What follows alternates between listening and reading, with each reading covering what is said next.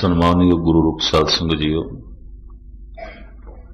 गुरबाणी विचार आप जी के समक्ष भेंट करा। पेशतर गुरुदेव की फतेह प्रवान करनी। वाहिगुरु जी का खालसा, वाहिगुरु जी की फतेह। मनुख की जीवन चेतना जिहड़ी है ये तीन अवस्थावां दे विच रहिंदी है, जागृत, स्वपन, सखोपत। आपां जिस हालत विच बैठे हां इसनूं कहंदे ने जागृत। जद सौ जांदे हां तो तन विश्राम दे चला जांदा है, मन सुपनियां दी दुनिया रच लैंदा है, उहनूं कहंदे ने स्वपन। पर जद मन भी सौ जांदा है उहनूं कहंदे ने सुषुप्ति। संस्कृत विच कहंदे ने सुषुप्ति, गुरबाणी की भाषा सखोपति। तन भी विश्राम दे चला गया, मन भी विश्राम दे चला गया। ये जिहड़ी सुषुप्ति की हालत है कहंदे ने समाधि दे बिल्कुल नेड़े है, तुरिया पद दे बिल्कुल नेड़े है। वो जिहड़ी सुषुप्ति है जिथे मन भी विश्राम दे चला जाता है, घट तो घट इस तरह की गहरी नींद 10 तो लैके 15 मिनट तक आम मनुखा नूं आउंदी है। जो ज्यादा बेचैन ने, ज्यादा परेशान ने, वो 4-5 मिनट ही सुखोप्ति दा, सुषुप्ति दा आनंद माणदे ने। कुछ ऐसे ने 1 मिनट, ते कुछ एक नूं ये 1 मिनट भी नसीब नहीं आउंदी। सारी रात सुपने चलते रहते, सारी रात मन कम करता रहता है। ऐसे पुरुष जद सवेरे उठते हैं थके हुए, टुटे हुए, और हैरान होंदे ने सारी रात सुते भी हाँ पर थकेवा नहीं गया। दरअसल तन सुता रहा, मन कम करता रहा। मन ने सुपने की दुनिया रच ली तो मानसिक थकावट का तन दे अपना असर पैंदा है। इस वास्ते कहंदे ने सुषुप्ति, सुखोप्ति समाधि दे बहुत नेड़े है। जीवन चेतना दियां ये 3 हालतां ने, जागृत, स्वपन, सखोपत। जीवन दे घटनावां भी 3 तरह दियां घटदियां, जन्म, जीवन, मरण। समय दियां हालतां भी 3 ने, भूत, भविष्य, वर्तमान, माजी, हाल, मुस्तकबिल। इसी तरीके दे नाल गौर नाल देखिए ते जीवन लंघदा भी 3 पड़ावां चो है, बचपना, जवानी, बुढ़ेपा। बहुत कुछ तिन्नां दे विच है, जन्म, जीवन, मरण, बचपन, जवानी, बुढ़ेपा, जागृत, स्वपन, सखोपत। मन दियां ये 3 हालतां। मन दे 3 तरह के सुभाव, रजोगुण, तमोगुण, सतोगुण। इस वक्त मैं जो आप जी के सामने विचार रखने लगा, वरना एक एक विषय अपने आप विच महान है। बचपन, जवानी, बुढ़ेपा, रजो, तमो, सतो, जन्म, जीवन, मरण। इस वक्त जिस प्रकरण नूं दास ले रहे, जागृत, स्वपन, सखोपत। दिन भर जो मनुखी मन की चाहत आउंदी है, अगर वो पूरी नहीं हुई तो फिर रात नूं सुपने दे होवेगी। सुपनियां दा साडे मानसिक मंडल दे नाल बहुत गहरा, बहुत वड्डा संबंध है। सतगुरु की बाणी कहंदी है, तू दिन नूं ते परमात्मा दा नाम जप, पर सुतियां भी जप। उठत बैठत सोवत नाम। हद हो गई। चलो उठदियां बैठदियां जप लिया, पर सुतियां जब नींद दे चले गए फिर किवें जपीए।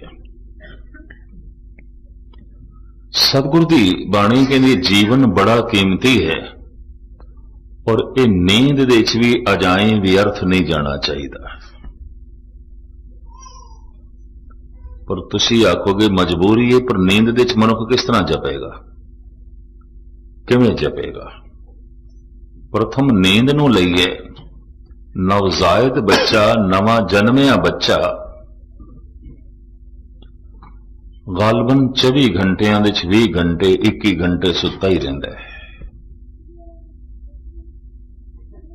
दिन दिन करके इहदी उम्र वध रही है ते दिन दिन करके फिर नींद घटदी है। साल 2 साल दा हो गया, 15-16 घंटे हुण भी सौंदा है। 4-5 साल दा हो गया है, 10-11-12 घंटे हुण भी सौंदा है। जवान हो गए, 6-7 घंटे 8 घंटे हुण भी सौंदा है। जवानी ढली है, वृद्ध अवस्था हो गई है, तो फिर भी आम हालत दे 5 घंटे तो मनुख सौंदा ही है। सारी जिंदगी दी नींद नूं गिणीए तां 1/3 जिंदगी सुत्तियां ही लंघदी है। 1/3 गुरमत नूं, महापुरखां नूं इह प्रवान नहीं है कि जिंदगी दा 1/3 हिस्सा सुत्तियां ही लंघ जाए। एवें सुत्तियां ही। जीवन तो कीमती ते होर कुछ है नहीं, ते जीवन इंज सुत्तियां ही लंघ जाए। महाराज कहते सोना ते लाजमी, नींद ते चाहिदी है, पर नींद भी तेरी सुहेली होवे, सुखदाई होवे, सफल होवे। सुन सखिए मेरी नींद भली, मैं आपन ना फिर मिलिया। इसनों मैं आप जी दे सामने अर्ज करा। जिथे भारत दे ऋषि मुनिया ने, धन गुरु नानक देव जी महाराज ने, गुरमत ने सौन नूं महत्ता दिती है कि सुत्तियां भी प्रभु की बंदगी होवे, उत्थे सूफी फकीरां ने भी इस नूं महत्ता दिती है कि सोना अजाई नहीं जाना चाहिए, सुत्तियां भी बंदगी होवे। सौ के भी प्रभु की इबादत होवे। फिर तर्क खड़ी होंदी है, सुत्ता किस तरह इबादत करेगा, सुत्तियां किस तरह नाम जपिया जावे।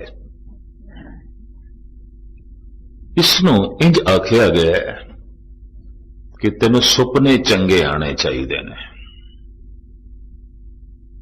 चंगे, अगर सुपने चंगे आ रहे हैं तो बंदगी हो रही है, रब दा नाम जपड़िया जा रहा है।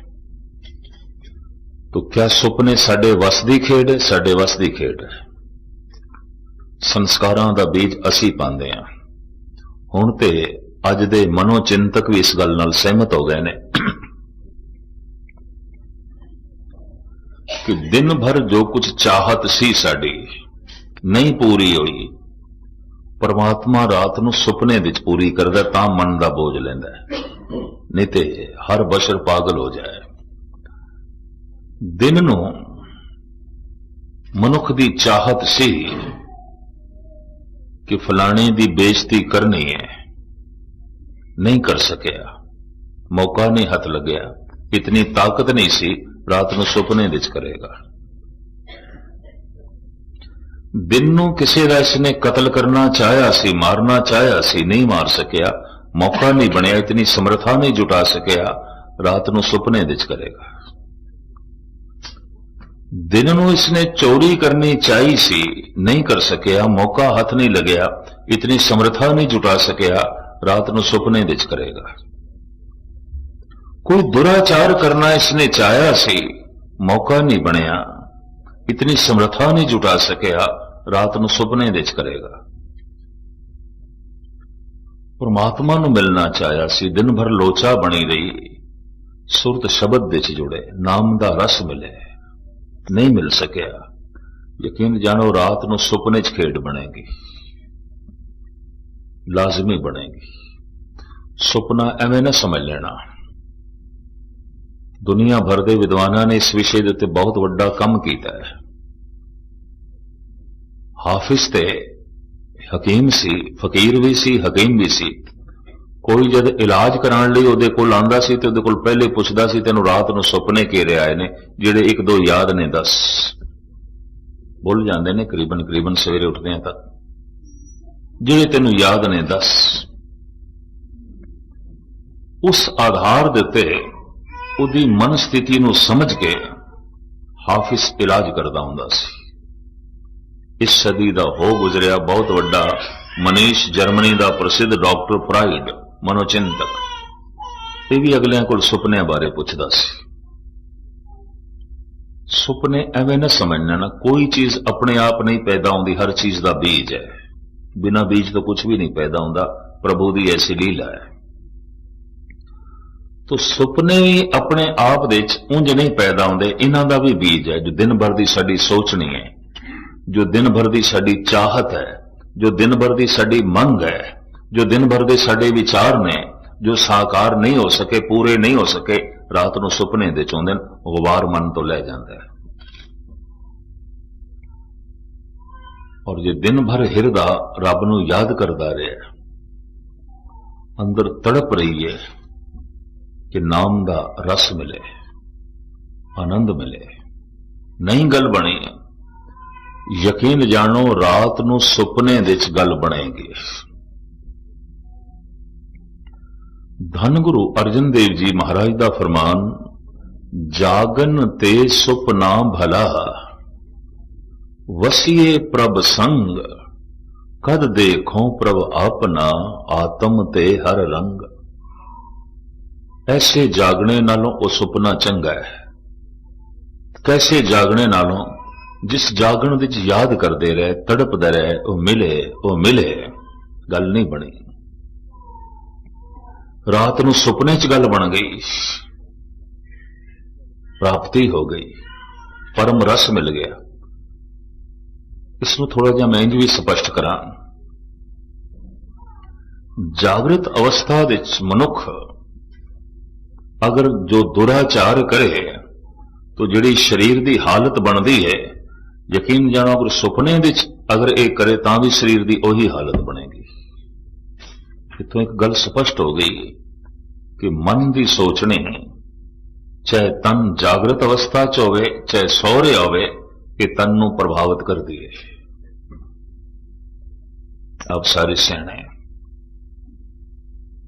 ਦਿਨ ਨੂੰ ਮਨੁੱਖ ਦੇ ਮਨ ਵਿੱਚ ਵਾਸ਼ਨਾ ਪੈਦਾ ਹੋਵੇ, ਇਹ ਵਾਸ਼ਨਾ ਜੈਸੇ ਤਨ ਨੂੰ ਅੰਦੋਲਿਤ ਕਰਦੀ ਹੈ, ਪ੍ਰਭਾਵਿਤ ਕਰਦੀ ਹੈ, ਰਾਤ ਨੂੰ ਸੁਪਨੇ 'ਚ ਅਗਰ ਪੈਦਾ ਹੋ ਗਈ ਹੈ ਤਾਂ ਵੀ ਸਰੀਰ ਦੇ ਉੱਤੇ ਪ੍ਰਭਾਵ ਪਾਏਗੀ ਔਰ ਸਰੀਰ ਦੀ ਉਹੀ ਹਾਲਤ ਬਣੇਗੀ।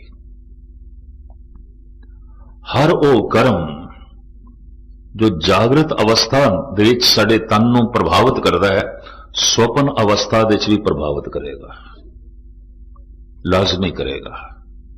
ਤਦੀ ਤੇ ਧੰਨ ਗੁਰੂ ਅਰਜਨ ਦੇਵ ਜੀ ਮਹਾਰਾਜ ਕਹਿੰਦੇ ਨੇ, ਉਸ ਜਾਗਰਤ ਅਵਸਥਾ ਦੇ ਨਾਲੋਂ ਉਹ ਸੁਪਨਾ ਚੰਗਾ। ਕਿਹੜਾ?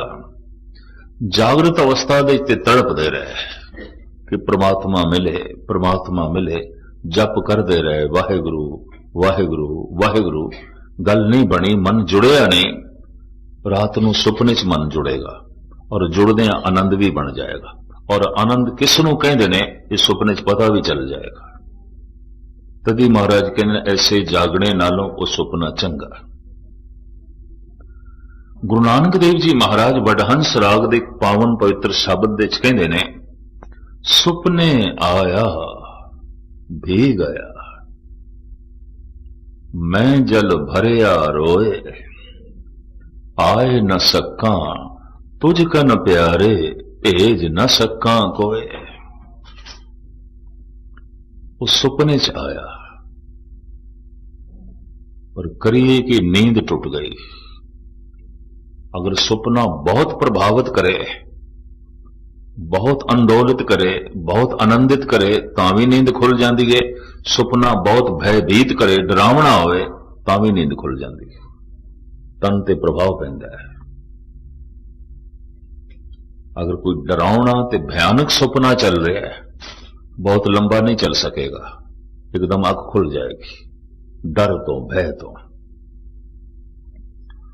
पर जी बहुत रसदायक चल रहा है, बहुत आनंददायक चल रहा है, ये सुपना भी लंबा नहीं चलेगा, छेती आंख खुल जाएगी, क्योंकि तन ते प्रभाव पैंदा है। और इतना गहरा प्रभाव पैंदा है, फिर तन अपने आप को संभाल नहीं सकता, आंख खुल जाती है, मनुख जाग जाता है। साहिब कहते ने सुपने आया भी गया, मैं जल भरिया रोए, आए न सका तुझ कन प्यारे, भेज न सका कोय। तेन सुपने च वेख्या, नींद टुट गई, सुपना चला गया। हुण मैं तेरे कोल किस तरह आवां ते किस नूं भेजां? ऐ सुपने दी दुनिया विच मिलन वाले, हुण मैं की उपराला जुटावां कि तेरा मिलाप होवे। सतगुरु दसदे ने, मंग करदे ने, आओ सुभागी नींदड़िए, मत शौ देखा सोए। ऐ भागा भरी नींद एक दफा तू फिर आ। मैं फिर अर्ज करां, किसी दा जागना भी भागा भरिया नहीं होंदा, किसी दा सौना भी भागा भरिया होंदा। इस वास्ते पातशाह दी बाणी कहंदी, क्या सौना क्या जागना, गुरमुख ते प्रवान। गुरमुख सुता होया भी जागया होया है, मनमुख जागया होया भी सुता होया है। ये हकीकत है, सच्चाई है। महाराज कहते हैं, ऐ भागा भरी नींद तू एक दफा फिर आओ सुभागी नींदड़िए, मत सौ देखा सोए। मता फिर मैनू झलक मिले, फिर प्राप्ति होवे। गुरु अर्जन देव जी महाराज का बड़ा सुंदर फरमान, फुने छंद। आप कहते हैं, सुपने उभी भई। मैं इस तरह में इस वक्त एक वो विचार थोड़े सामने रख रहे हैं कि मनुख नींद नूं भी सफल कर सकता है, सोना भी प्रभु दे लेखे ला सकता है। जिंदगी का एक मिनट भी अजाई नहीं जाना चाहिए, सुतिया क्यों अजाई जाए।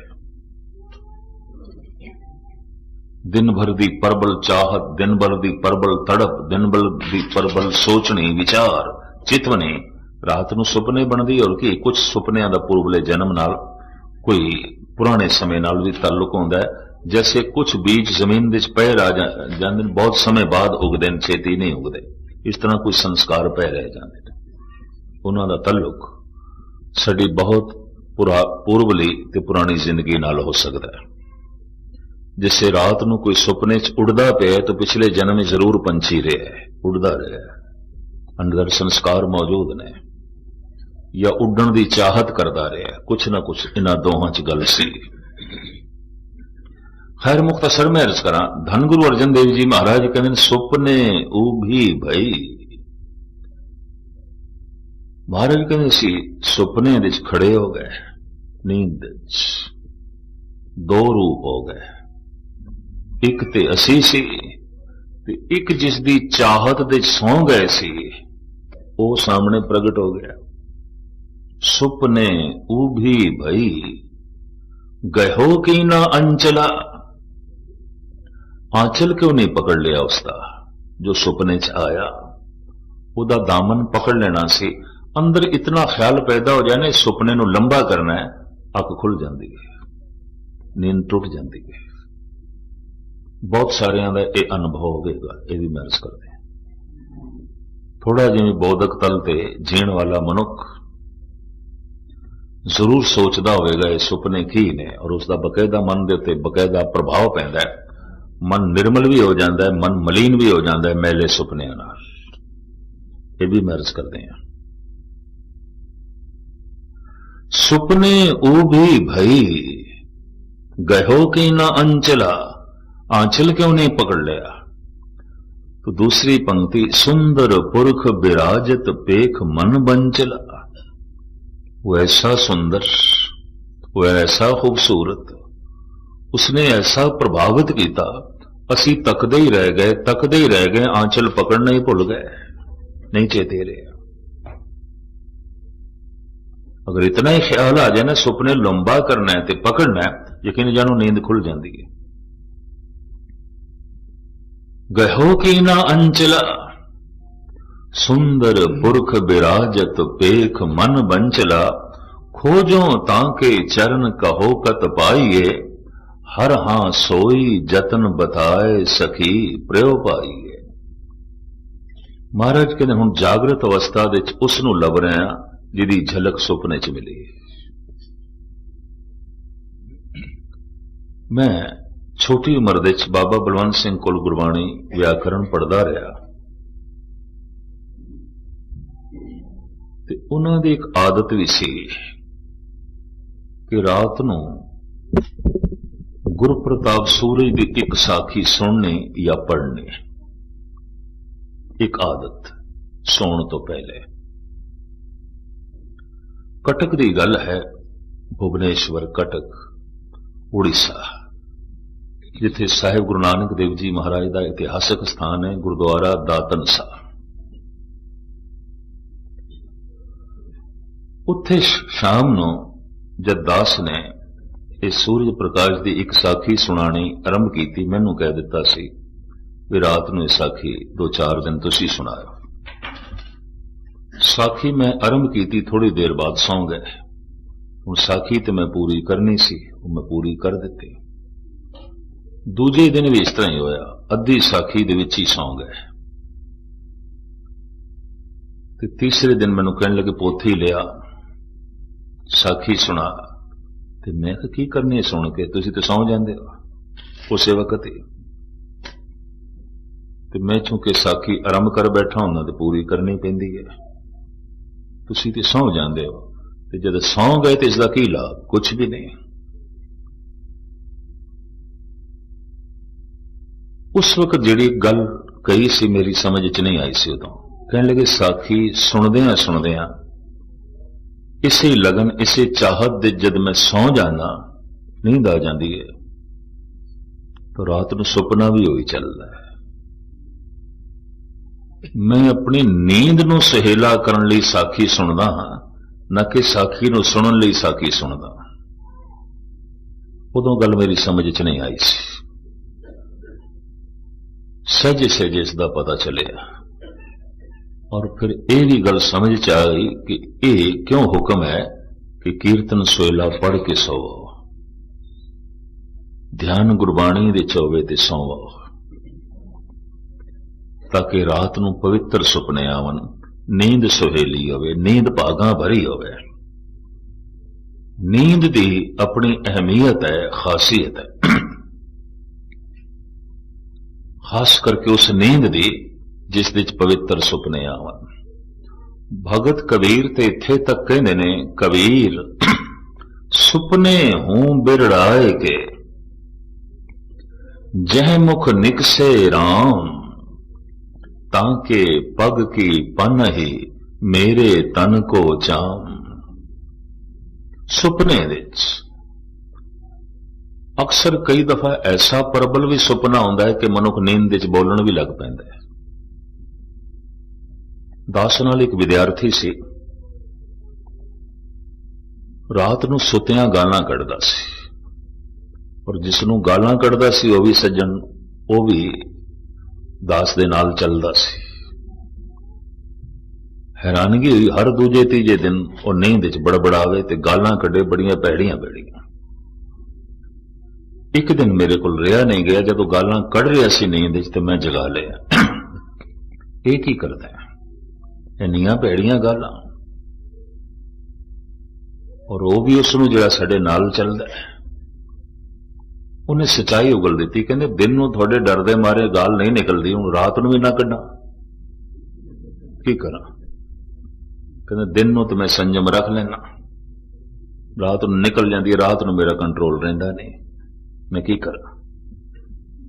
सुपने च मनुख दा कंट्रोल नहीं रहेगा, और सुपना उसे दा आवेगा जो दिन भर की चाहत होंदी है, जो दिन भर की सोचनी होंदी है, जो दिन भर की मंग होंदी है। सुपने एवें नहीं होंदे, ये भी मैं अर्ज करते हैं। मनुख जिस तरह के ख्याल लैके सौ जाए, सोचे, रात नूं सुपने की दुनिया उही बनती है।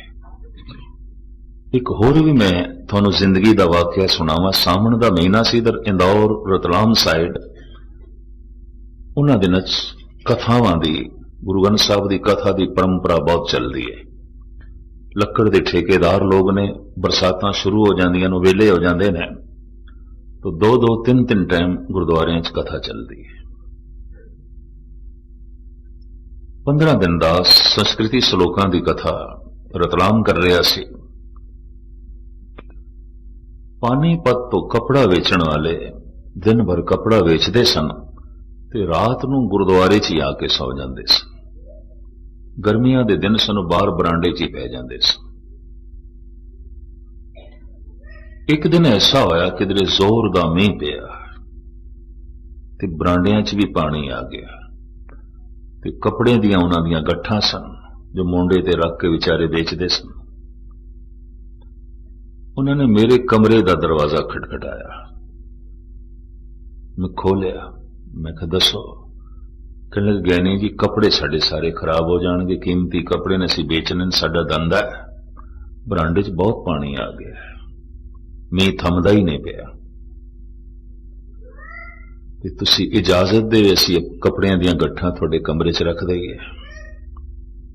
मैं कोई गल नहीं, गट्ठां भी रख दो, तुसीं भी अंदर आ जाओ, काफी वड्डा कमरा है, बरांडे च किस तरह सोओगे, पानी वधदा जा रहा है, वाछड़ पै रही है। अद्धी रात का समय मैं उन्हां दो सजणा नूं अंदर वाड़ लिया। अद्धे घंटे बाद देख के मेरी हैरानगी हुई, सुत्या ही उस बंदे ने अपना चोला फाड़ लिया। तो मैं सोचे कि कोई पागल मैं अंदर वाड़ बैठा, ये तो ठीक नहीं। मैं कहा खैर होवे सही, ये तो कोई पागल अंदर वाड़ बैठा। जब उसने चोला फाड़िया तो मैं डरदे मारे उसने जगाया, एक ही कहते है ज्ञानी जी कमीज फट गई। कहते मैं तो एक माई नूं कपड़ा फाड़ के दे रहा सी, किते बेचारा गली दे कपड़े वेचण जांदा होना है, माई नाल लंबी चौड़ी भैंस होई होनी है, ते हिसाब किताब दे नाल किधरे गल सिरे चढ़ी नहीं होनी, माई ने कपड़ा लिया नहीं होना, ते अंदर सोचदा बेचारा किधरे सौ गया, किधरे लै लैंदी ते ठीक सी, बिक जांदा ते ठीक सी, इसे चाहत च किधरे सौ गया, रात नूं अपनी कमीज पिया फाड़दा है। एक सच्चाई। उस तो बाद सुपनियां दे संबंध च दास ने सूफी कलाम होर बड़े बड़े मनीष जिहड़े ने उन्हां दीयां विचारां नूं पढ़िया, स्टडी कीती, एक सच्चाई मेरे सामने आ गई। फिर मैं अपनी जिंदगी दे सुपनियां नूं देखिया, वाकई 90% सुपने ओह ने जो दिन भर दी चाहत है, जो दिन भर दी मंग है, जो दिन भर दी सोचनी है, जो गहरी सोचनी है, वही तो सुपने बनते हैं। और की सुपने बनते हैं? भाई साहब भाई गुरदास जी का इस संबंध एक सोईया सरवण करावा। कबीर भी सहमत ने इस नाल। कबीर भी कहते ने रात नूं सुपने विच किसी दी जबान चो राम निकल जाए, सुपने हूं बिरड़ाए के जह मुख निकसे राम, ताके पग की पन ही मेरे तन को चाम।